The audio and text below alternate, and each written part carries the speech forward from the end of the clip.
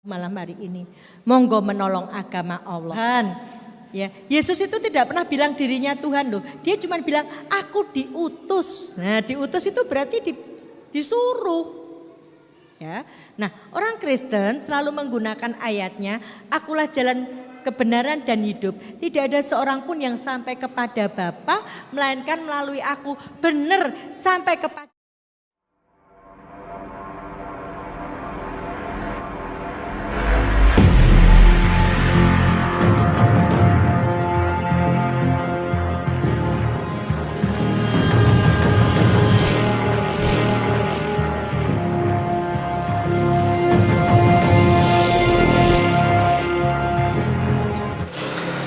Salam buat saudara-saudara dimanapun Anda berada pada saat ini. Saudara, kembali kita ke channel Sukacita Kristus Tuhan. Pada saat ini saya akan membahas kepada kita tentang seorang yang mualaf atau mantan daripada seorang misionaris, atau mantan daripada orang Kristen, mantan daripada agama Katolik juga dia katakan di situ. Dan dalam pembahasannya ini perlu kita melihat cuplikan video saudara kita ini sehingga kita bisa memberikan pendapat terhadap apa yang disampaikan oleh saudara kita yang mualaf ini. Sebelumnya kita tonton videonya. Mereka lebih banyak dari saya. Usia menikah, saya nikah sama ketua pengajian yang saya murtadkan. Ketua pengajian sing kula murtadke, tapi bukan suami saya sekarang, suami saya yang dulu. Ketua pengajian yang saya murtadkan. Dan dia seorang aktivis mahasiswa Islam. Kenapa, Bu? Karena orang Kristen, setiap orang Kristen itu adalah misionari. Mereka menjalankan misinya. Misi itu ada di dalam Injil Matius 28 ayat 19. Karena itu pergilah, jadikan semua bangsa muridku dan baptislah dalam nama Bapa, Anak dan Roh Kudus. Karena itu pergilah, jadikan semua bangsa muridku. Untuk menjadikan semua bangsa muridku, segala macam cara dilakukan. Trik-trik kristenisasi. Ngasih bantuan. Ini untuk menjadikan semua bangsa muridku. Orang Islam tak kalah karo beras toh. Kayak beras 10 kilo, tinggalkan Islamnya. Coba. Trik-trik kristenisasi, ya.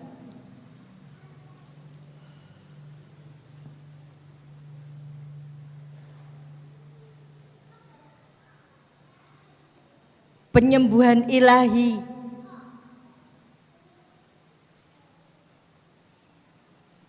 Bermacam-macam cara mereka lakukan. Lewat pendidikan mereka lakukan. Ya. Hati-hati orang Islam, jangan sampai nyekolahkan anaknya sekolahan Kristen utawa Katolik. Di sana putra panjenengan gak dapat pelajaran agama Islam. Lewat kesehatan, lewat bantuan ekonomi. Ya. Sekarang model lewat bedah rumah. Orang Islam rumahnya sudah jelek, bedah rumah. Orang Islam rumahnya jelek, wis tuwek, anaknya adoh, nggak ada yang bangunkan. Dibikinkan rumah sama gereja. Tapi habis itu nggak boleh ke masjid, dijak ke gereja. Ini di Solo sudah banyak seperti ini. Saya nggak tahu kalau di sini. Ya. Penyembuhan ilahi. Ya. Didongake wong Islam, didongake wong Kristen. Neng gereja. Ya. Nih di kalangan anak muda, gerakan rahasia kristenisasi lewat pacaran. Sekarang ini marak pacaran beda agama. Ya. Buka bersama di gereja. Ya. Ini marak ibu bapak. Oh, gereja ngadakan buka bersama.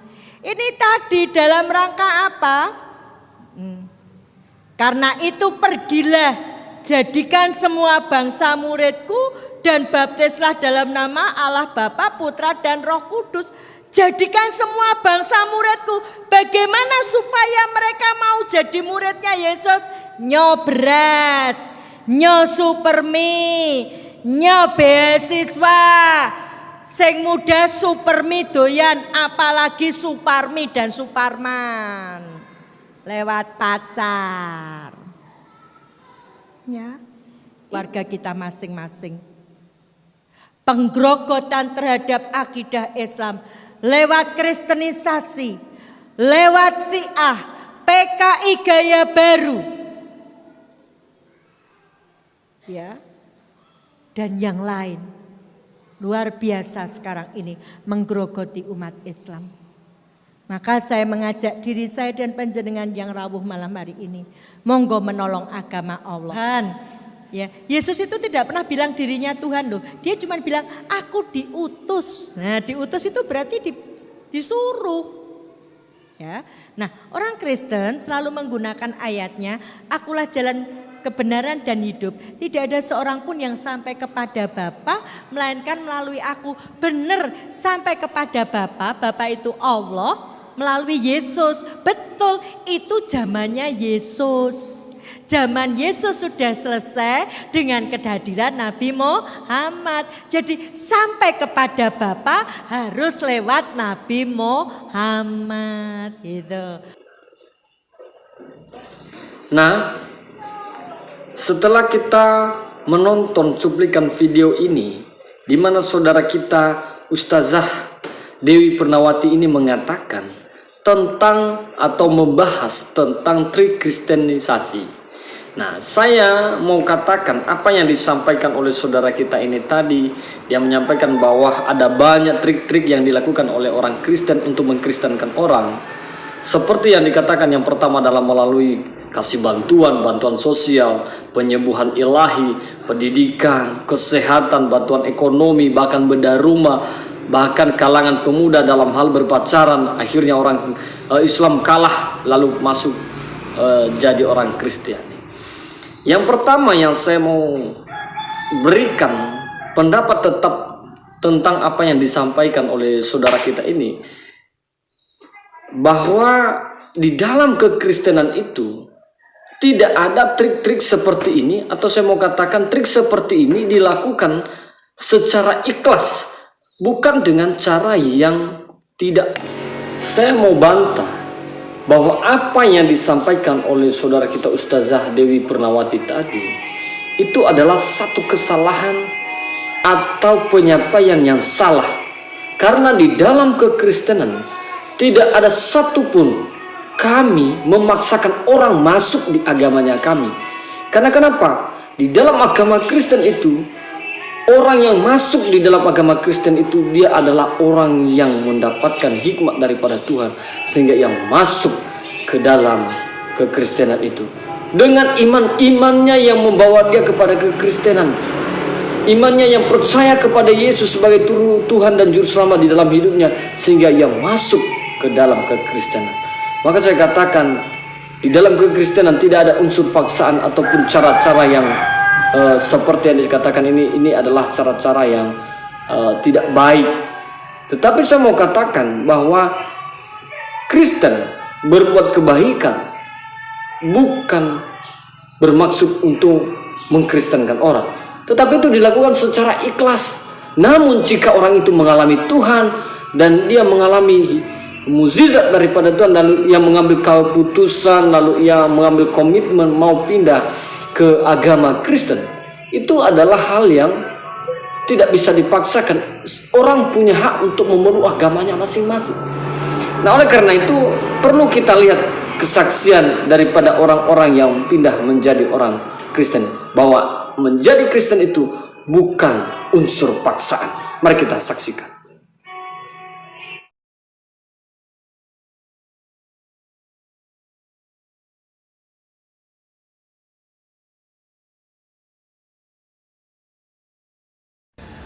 Shalom semua. Pada malam hari ini aku ingin cerita tentang kesaksian aku. Kenapa sih kok aku bisa ikut Tuhan Yesus? Alasannya apa? Terus apa yang membuat kamu sangat yakin dengan Tuhan Yesus? Yang pertama, kenapa aku ikut Tuhan? Karena aku sudah tahu jalan dan kebenaran itu hanya milik Tuhan Yesus. Selain itu, bukan jalan kebenaran. Karena Tuhanlah juru selamat aku dan semua yang mempercayai Dia. Banyak yang bilang katanya aku ini ikut Tuhan karena laki-laki. No, aku ikut Tuhan bukan karena laki-laki, bukan karena hasutan orang, atau bukan karena pura-pura. Enggak, itu salah. Aku ikut Tuhan memang dari diri aku sendiri. Aku ikut Tuhan, dan lebih tepatnya semua karena kasih karunia Tuhan yang Tuhan berikan kepada aku. Singkat cerita, 2017 Tuhan datang di mimpi aku. Di saat itu aku masuk ke suatu ruangan yang begitu gelap. Aku melihat sosok cahaya dan berjubah warna putih, membawa buku merah. Bukunya itu seperti ini.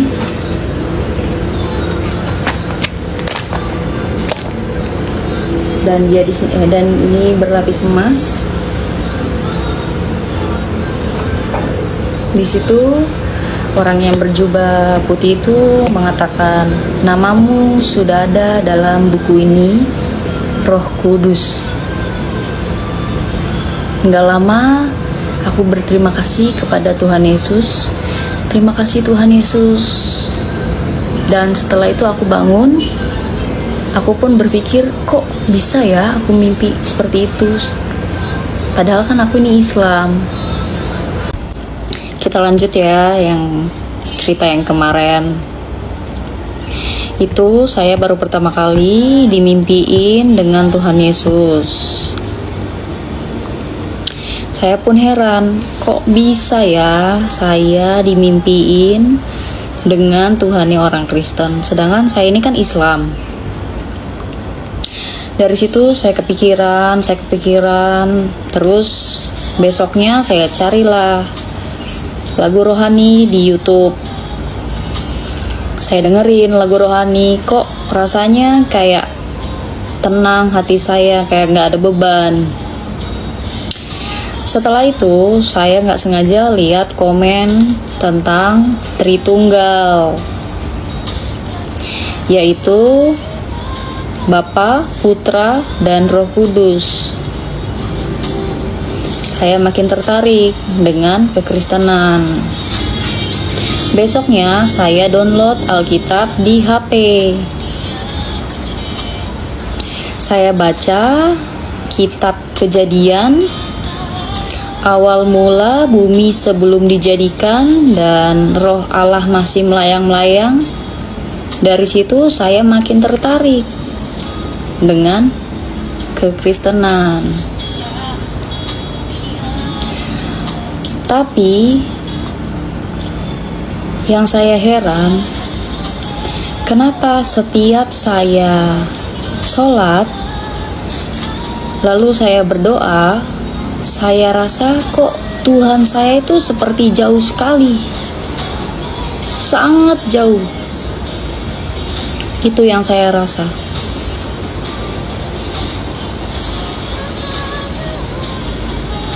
Padahal saya sholat duha, saya sholat tahajud, saya sholat, puasa Senin Kamis juga saya puasa.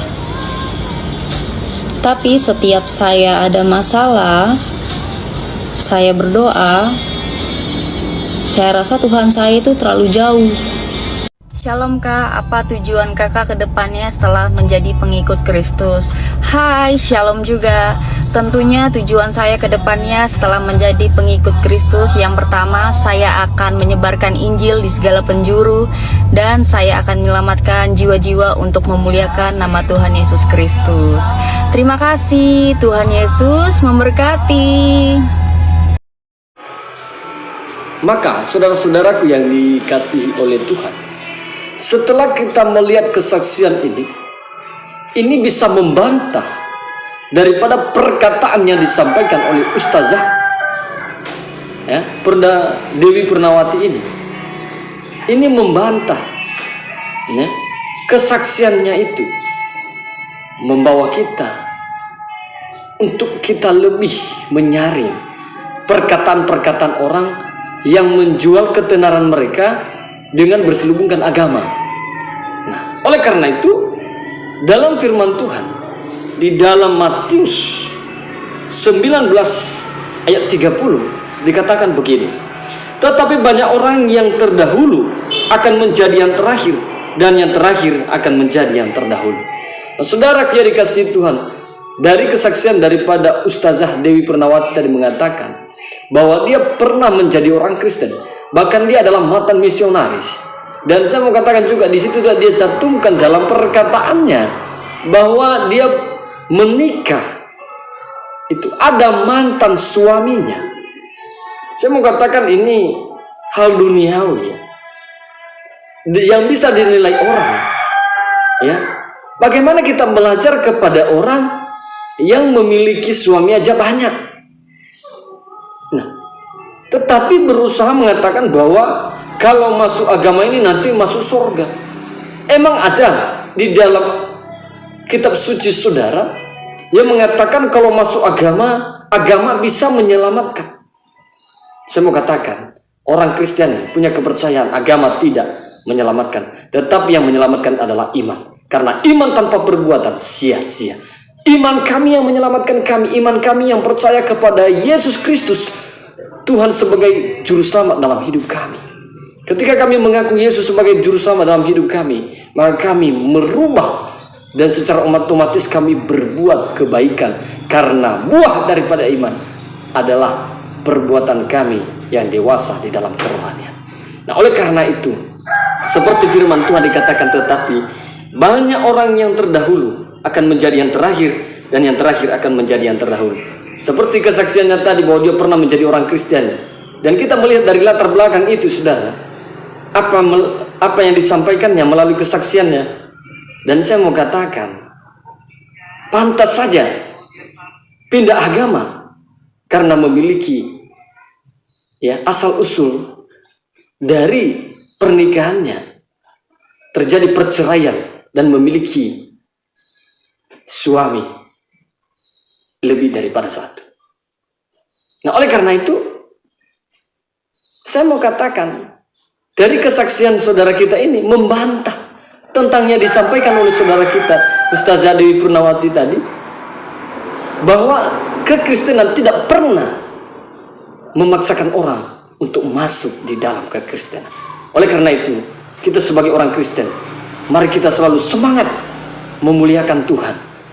Kita tetap kuat berpegang teguh di dalam iman, percaya kepada Tuhan. Semoga apa yang kita lihat dan apa yang kita tonton hari ini menjadi berkat di dalam kehidupan kita.